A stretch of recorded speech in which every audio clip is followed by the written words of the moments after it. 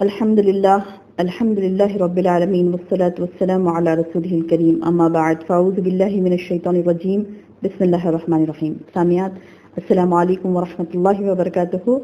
انشاءاللہ آج کے درس میں ہم دائی حلیمہ کے گود میں اللہ کے رسول صلی اللہ علیہ وسلم کی پرورش کیسے ہوئی اور دائی حلیمہ کی گود میں آپ کیسے پہنچے اور پہنچنے کے بعد دائی حلیمہ پر خوش قسمتی کا دروازہ کیسے کھلا اور ان کے ہاں رحمتوں کا برکتوں کا نزول کیسے ہوا، انشاءاللہ آج کے ہم درس میں ہم دیکھیں گے.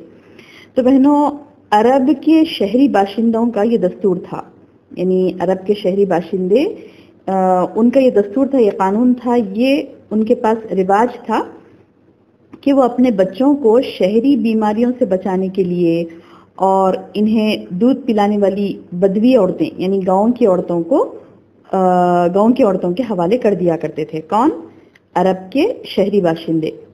عرب کے شہر کے رہنے والے کیا کرتے تھے؟ ان کا یہ دستور تھا کہ وہ اپنے چھوٹے شیرخوار بچوں کو بدوی عورتوں کو دے دیتے تھے. بدوی عورتیں یعنی جو گاؤں کی عورتیں ہوتی تھیں ان کو دے دیتے. کس لیے دیتے تھے؟ تاکہ یہ شہر کی بیماریوں سے محفوظ رہے اور گاؤں کی تازی آب و ہوا ان کو ملے اور ان کے پٹھے مضبوط ہوں، پٹھے یعنی مزلز مضبوط ہوں، اور ان کی عربی زبان بھی خالص اور ٹھوس ہو جائے. یہ مقصد تھا. اب کے دور میں ایسا ہوتا ہے کہ شہر میں اچھی عمدہ زبان بولی جاتی ہے اور گاؤں میں، یعنی ہمارے ہاں یہ کلچر ہے انڈیا میں کہ جو ہم زبان کہتے ہیں یعنی فصیح زبان جو ہوتی ہے وہ شہروں میں پائی جاتی ہے اور گاؤں میں فصیح زبان نہیں ہوتی.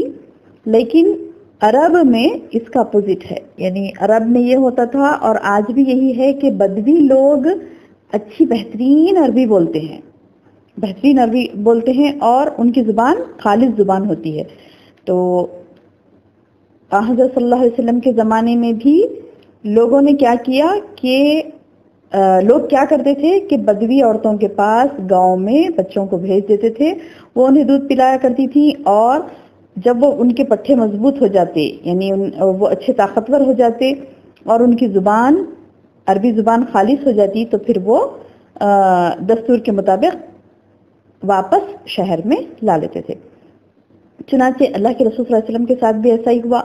عبد المطلب بھی تلاش کرنے لگے کوئی دودھ پلانے والی دایا کو، اور ادھر بنو سعد بن بکر بن حوازن کی کچھ عورتیں اسی غرض سے مکہ آئی ہوئی تھی اور ان پر آپ صلی اللہ علیہ وسلم کو پیش کیا گیا. لیکن جب انہیں یہ معلوم ہوا، یعنی ان عورتوں کو یہ معلوم ہوا کہ آپ یتیم ہیں، تو وہ محمد صلی اللہ علیہ وسلم کو لینے سے انکار کر دیتی تھی. کیوں؟ کیونکہ وہ یہ سوچتی تھی کہ یہ بچہ تو یتیم ہے تو پھر اتنا معاوضہ ہم کو نہیں ملے گا، اتنی انکم ہم کو نہیں ہوگی، لہٰذا وہ دوسرے بچوں کی تلاش میں نکل گئیں. ہوا یوں کہ ایک خاتون جو حلیمہ بنت ابو ذئب، جو سبحان اللہ خوش قسمت تھی وہ کہ ان کو کوئی بچہ نہ ملا کیونکہ ان کی گدھی جس پر وہ سوار ہو کر آئی تھی بہت بیمار تھی وہ اور بہت ہی آہستہ چل رہی تھی، جس کی وجہ سے وہ پیچھے رہ گئی تھی. اور جو دوسری عورتیں ان کے قبیلے کی آگے بڑھی اور امیر ترین گھرانوں کے اولاد کو انہوں نے دودھ پلانے کے لیے لے لیا. اب جب حضرت صلی اللہ علیہ وسلم کو کسی نے نہیں لیا تو دائی حلیمہ نے کیا کیا، حلیمہ بنت زعید نے کیا کیا کہ چلیے مجبوراً یہی بچے کو لے لیتے ہیں، اور محمد صلی اللہ علیہ وسلم کو انہوں نے قبول کر لیا. مگر جب محمد صلی اللہ علیہ وسلم کو لیا تو ان پر خوش قسمتی کا ایسا دروازہ کھلا کہ دنیا حیرت زدہ رہ گئی. واقعتاً جب ہم دیکھتے ہیں حلیمہ بنت زعید کا معاملہ تو دیکھیں ان کا شارٹ ڈسکرپشن یہ ہے کہ حلیمہ بنت زعید یعنی آپ کے والد کا نام ابو زعید تھا اور ان کے ہسبینڈ کا نام کیا تھا؟ حارث تھا.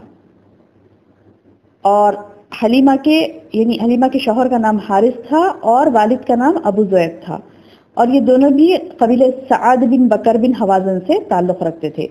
اسی طرح حارث کے تمام بچے بچیاں آپ کے رضائی بہن بھائی ہوئے. حارث کون ہے؟ حلیمہ کے شوہر. تو حلیمہ کے شوہر جو حارث تھے, ان حلیمہ اور حارث کے جو بچے بچیاں تھیں وہ پورے آپ کے رضائی بہن بھائی ہوئے. کیا نام تھے ان کے؟ عبداللہ, انیسہ, جدامہ. جدامہ ان کا لقب شیمہ تھا اور اسی سے وہ مشہور ہوئی شیمہ کے نام سے. اور وہ قدرے بڑی تھی, تھوڑا سا بڑی تھی وہ شیمہ, اور آپ کو گود کھلایا کرتی تھی. شیمہ آپ کو گود کھلایا کرتی تھی. اب دیکھیے حلیمہ کے گھر میں کیسی برکات ہوئی, ایسی برکات کی بارش ہوئی سبحان اللہ, کہ تاریخ میں آتا ہے کہ آپ صلی اللہ علیہ وسلم جب حلیمہ کے گھر میں موجود رہے ان کا گھر برکتوں سے مالا مال ہو گیا. خود حلیمہ کا بیان ہے کہ جب وہ مکہ آئیں تو قحط سالی کا دورہ تھا. ان کے پاس ایک گدھی تھی جو اس قدر کمزور اور دبلی پتلی تھی, یعنی پورا قحط سالی تھی. جب وہ جس وقت وہ مکہ آئی تھی اس وقت ان کے گاؤں میں پوری قحط سالی تھی, اور ان کی گدھی بھی بہت کمزور تھی, دبلی تھی اور بہت بیمار تھی, اور پورے علاقے میں سب سے سست اور مریل چال چلتی تھی. اور ایک اونٹنی تھی مگر وہ بھی ایک قطرہ بھی دودھ نہ دیتی تھی. حتیٰ کہ حلیمہ کا اپنا بچہ بھوک کی بے قراری سے پوری رات بلکتا اور چیختا رہتا تھا, نہ خود سوتا نہ ماں باپ کو سونے دیتا تھا. کون؟ حلیمہ کا جو بچہ چھوٹا تھا ان کا یعنی وہ دودھ نہ دے پاتی تھی, اس کا پیٹ نہیں بھرتا تھا, تو بھوک اور بے قراری کی وجہ سے ساری رات بلکتا تھا, چیختا تھا, نہ خود سوتا تھا نہ ماں باپ کو سونے دیتا. مگر جب محمد صلی اللہ علیہ وسلم کو لے کر آپ ڈیرے میں آئیں اور گود میں رکھا, یعنی یہ حلیمہ کہتی ہیں کہ جب وہ محمد صلی اللہ علیہ وسلم کو گود میں لائیں اور اپنے ڈیرے میں آئیں اور گود میں رکھا تو سینے دودھ سے بھر گئے, حتیٰ کہ محمد صلی اللہ علیہ وسلم نے شکم سیر ہو کر دودھ پیا اور آپ کے ساتھ حلیمہ کے بچے نے بھی جی بھر کر دودھ پیا. پھر دونوں آرام کی نیند سو گئے سبحان اللہ. اور ادھر شوہر اٹھ کر اونٹنی کے پاس گئے تو کیا دیکھتے ہیں کہ تھن سے دودھ ابلا چاہتا ہے. چنانچہ انہوں نے کیا کیا, اس قدر دوہا کہ دونوں نے خوب آسودہ اور سیراب ہو کر دودھ پیا اور نہایت پرسکون رات گزاری سبحان اللہ. جیسے ہی آئے محمد صلی اللہ علیہ وسلم, دیکھیے کیسی ان کے پاس یعنی رحمت و برکت ہو گئی کہ اس دن سارا گھرانہ آرام کی نیند سویا, اپنا پیٹ بھر کر آرام کی نیند سویا. مکے سے واپسی میں حضرت حلیمہ اسی خستہ حال گدھی پر سوار ہوئی جو آئی تھی نا گاؤں سے, خستہ حال گدھی پر, وہی مکے سے واپسی میں وہی گدھی پر سوار ہوئی اور اپنے ساتھ محمد صلی اللہ علیہ وسلم کو بھی لے لیا. مگر اب کیا دیکھتی ہے کہ وہی گدھی اس قدر تیز چلی کہ سارے قافلے کو کاٹ کر آگے نکل گئی اور کوئی گدھا اس کا ساتھ نہ پکڑ سکا, اتنی تیزی سے وہ آگے بڑھی. سب حیران رہ گئے کہ کیا ہو گیا اسے. پھر حضرت حلیمہ کا وطن یعنی بنو سعد, دیار بنو سعد سب سے زیادہ قحط زدہ علاقہ تھا وہ. مگر اس کے بعد جب رسول اللہ صلی اللہ علیہ وسلم وہاں تشریف لائے تو کیا حال ہو گیا کہ ساری بکریاں چر کر واپس آتی تو ان کی کوکھ نکلی ہوتی, تھن دودھ سے لبریز ہوتے, میاں بیوی خوب دھوتے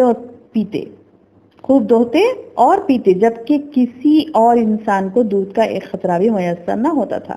یعنی وہ سارا گاؤں کا گاؤں قحط زدہ تھا, لیکن آپ کے گھر میں, دائی حلیمہ کے گھر میں اتنی برکتیں رحمتیں ہو گئی کہ ہر کوئی کہنے لگا کہ بہت ہی یعنی یہ ایک کیا ہو گیا, ایک عجوبہ ہو گیا ہے یہ کہ جب سے حلیمہ نے گود لیا ہے اس بچے کو, ان کے گھر میں رحمتیں ہی رحمتیں ہیں, برکتیں ہی برکتیں ہیں, بڑا بابرکت ہے یہ لڑکا.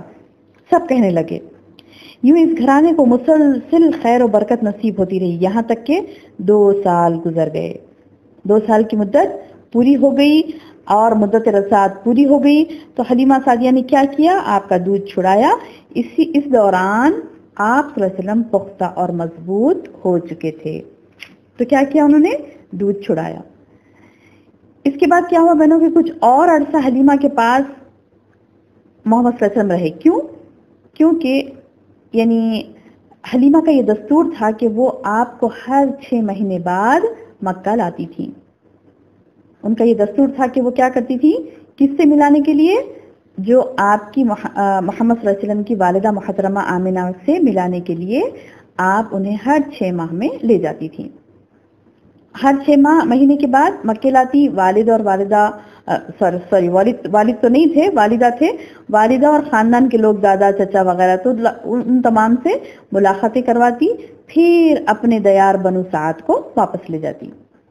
اب جب مدت رضاعت پوری ہو گئی اور دودھ چھڑا کر آپ صلی اللہ علیہ وسلم کو آپ کے والدہ کے پاس لائیں تو اب تک جو خیر و برکت دیکھ چکی تھی اس کے پیش نظر وہ چاہتی تھی کہ آپ کو انہی کے پاس رہنے دیا جائے.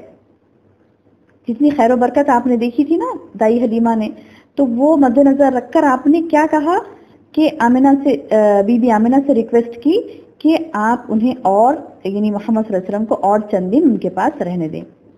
چنانچہ انہوں نے آپ کی والدہ سے کہا کہ کیوں نہ آپ بچے کو میرے پاس ہی رہنے دیں کہ وہ ذرا اور مضبوط ہو جائے. مکی کی آب و ہوا سے مجھے ڈر لگتا ہے. کیا کہا دائی حلیمہ نے کہ مکی کی آب و ہوا سے مجھے ڈر لگتا ہے. تو والدہ اس پر راضی ہو گئی اور حلیمہ آپ کو لے کر خوشی خوشی پھر اپنے گھر واپس آئیں اور آپ تقریباً مزید 2 برس وہیں رہے. اور ان 2 برسوں میں کیا ہوا انشاءاللہ آپ کو اگلے درس میں بتایا جائے گا. اللہ تعالیٰ سے دعا ہے کہ اللہ تعالیٰ ہمیں اسی طرح جوڑے رکھے اور اللہ تعالیٰ ہمیں اس کے حبیب محمد صلی اللہ علیہ وسلم کی زندگی کا ایک ایک پہلو ہمارے ذہن نشین کرا دے. آمین یا رب. السلام علیکم ورحمۃ اللہ وبرکاتہ.